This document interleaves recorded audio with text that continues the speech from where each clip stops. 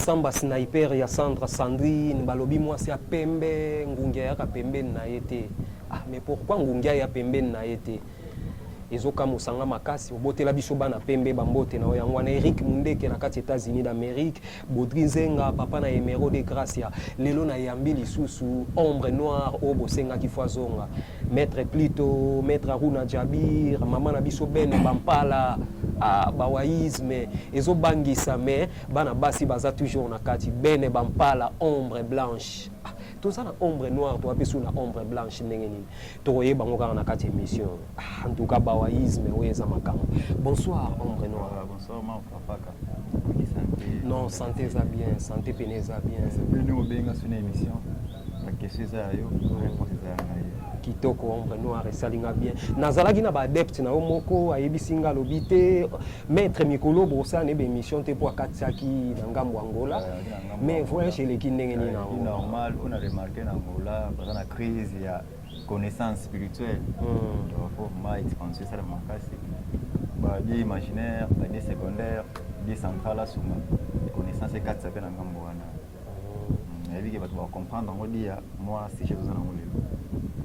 Merci na bandeko tu bozolanda na lobaki bongo ba oyo nyos baza na besoin ya kotala émission oyo bokota na chaîne YouTube Bawaïsme TV nde bokolanda émission qui toko makasi quoi, c'est-à-dire pour un numéro ya téléphone plus 243 84 26 320 86 na suka numéro ya ngamoko Maiko Prof Aboika Nuance ombre noire lelo to vandi trop na monothéisme polythéisme na panthéisme.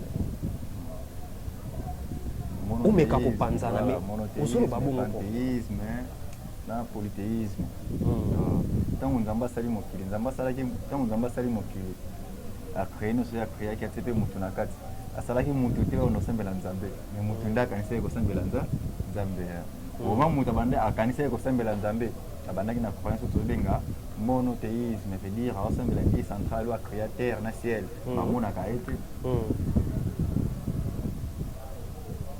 mais à côté kana kata connexion comment besoin évoluer bon temps ba évoluer na spiritualité na bango ba ko créer panthéisme veut dire ko croire na ba filiation ou ba plusieurs liés à quoi ba connaissance on est par rapport il y a univers le temps ba la univers c'est un peu compliqué bango tant ba la maïs au couler zo songate c'est un peu genre n'a pas les égyptiens tant ba il va sentir mon pépé mon pépé bango bazo mona ngo c'est un peu genre tant bazo mona transition à lever du soleil à coucher du soleil c'est un peu genre n'a pas na bango c'est par là ba on créer polythéisme ba comment ko sembela soleil comme Nzambe tant on va comme Nzambe Dieu créateur mais Dieu secondaire le bazar parmi ba conscience et participer qui pour créer univers ba comment ko sembela Nzambe ya mai ba comment ko sembela Nzambe ya mabele ba comment ko sembela Nzambe ya moto tout on va évoluer on comprendre que tout ça pour s'embrouiller Dieu tout ça on a même polythéisme wana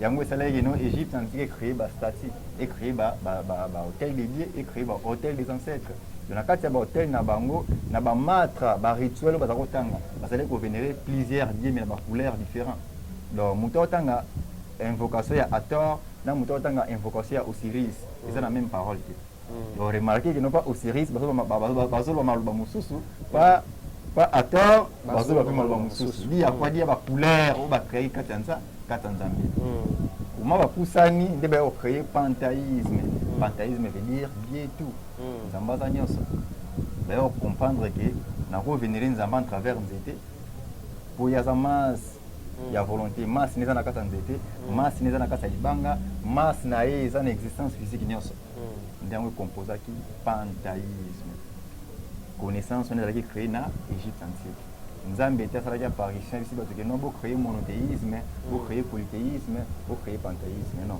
ce sont les humains bavandaki na chambre on est à réflexion molili chambre on inspiration babimi était faut créer boye car même connaissance on est même on a chambre ya culte des ancêtres comment qu'on vénérer ba ancêtres bon hôtel que non ba tu va kufa belé ba ancêtres ba c'est belé faut ba na kota kombo ya Yansine Juma Charlie Avatar Aruna c'est que tu ça milliards d'années awa tu aussi ça pété pour te résumer ba non on est singi sonini to représenter les 12 signes et zodiaques na kati ya 12 signes zodiaque wana so tali tous les 12 signes ba représentant kaka na ba être vivant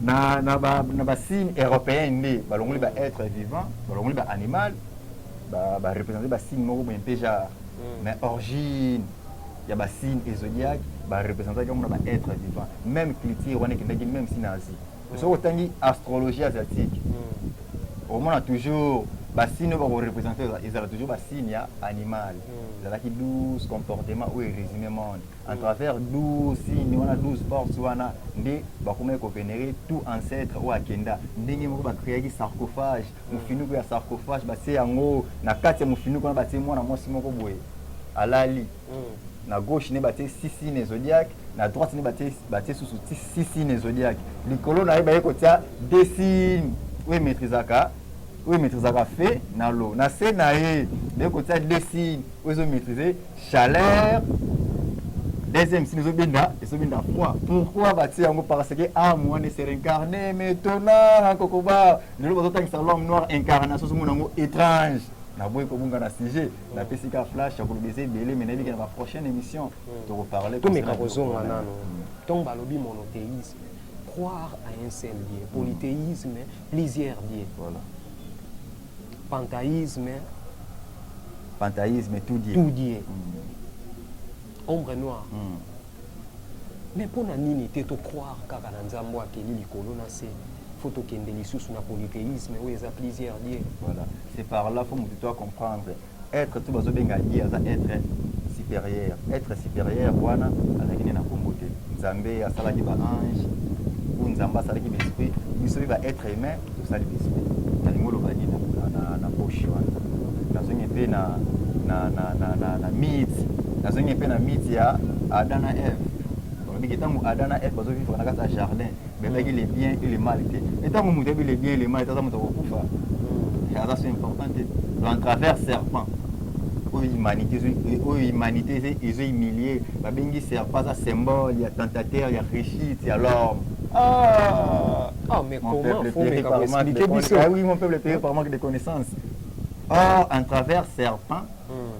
Adam et Ève ba comprenaki monothéisme en travers serpent Adam et Ève ba comprenaki polythéisme en travers serpent Adam et Ève ba comprenaki panthéisme mais ba sage ya monde bigete ceux qui mokile chita ceux qui mutu abunga ceux qui mutu akufaka eza parce que Ève acceptaki message ya serpent à séduire Jonah et les fruits yango ko tsaliwa yango ko tsapa sinon mutu akufaka parce que ça la matière si okufi bongo esprit na ekufite ça des transitions tout matière ekufaka même si nous devons vivre pendant 200 ans 300 ans suka suka ndetone que kuya pourquoi zokuya parce que ils a matière nzamba kufaka te pour ça na porte si nzambe l'a décidé ala tanzoto akoma ko vivre na monde physique kiba ke nzamba koku akufa akufa raté pour assez esprit te wana uzana raison ombre noire na yebi ke muto contredire yo ça te non wana muto contredire yo même Arnold Massamba sniper ya Sandra Sandrine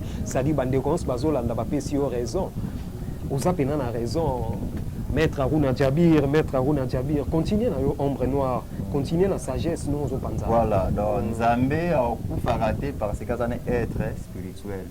Donc, en travers polythéisme, panthéisme, monothéisme, il y a un essai que l'Égypte antique a créé l'hôtel des ancêtres, l'hôtel des dieux. Dans le cas de l'hôtel, on va réincarner l'esprit ou la vie. Comme exemple, ici on a commencé à l'hôtel, on va incarner l'esprit comme Mobutu, Lumumba, Kwame Nkrumah, Cheikh Anta Diop, Kimbangu, Kimbavita, Ntwalani, Tozui. Même image on a représenté en a quatre hôtel zobenga ba conscience wana et ça la continuité à sagesse ou déjà ba pesaki donc ba enseigner biso boye maintenant que sagesse on est infinité et combien infinité à quoi dire dans la matière les faire profit de stopper sagesse na esprit n'est profiter c'est que faut benga esprit wana ça la continuité à ça il y a sagesse il y a mon connaissance il y a ba statuette le truc qui na l'église catholique va représenter cette statue, il y a Michael, il y a Raziel, il y a Samaël. Michael et Raziel, ça être imaginaire, apporter un univers, apporter le côté. Mais statue, il y a aussi c'est à la rater. Statue, il y a ici c'est à la rater. Statue, ya Hathor ezalaka te, statue ya Karka eza te, statue ya Toutankhamon eza te. Tala regret na ngai Kokobar. Mais pourquoi ça la regret? Eza regret na nga en travers connaissance wana yango esali mise à fait de notre âme. Yango esali brasier de notre mémoire. Yango esali calcination de notre passé. Yango esali crémation de notre culture. Yango esali crémation de notre culture. Yango esali l'initiation de notre histoire. C'est par là de se retrouver peuple sans père, sans repère, sans histoire, sans mémoire, Kokobar. Balobina tout na yo boye. Toutes les reliques spirituelles de ton père, yango ba relique veut dire quoi? Grand-père na yo akufi. Babi na Kokobar nga na kufi mais na tikeli yo boye ba relique tu vois ton père yango. Dia quoi? Dia ba connaissance wana. Merci Ombre Noire. Mais pourquoi Dieu imaginaire? Pourquoi Dieu imaginaire? Créé par les hommes.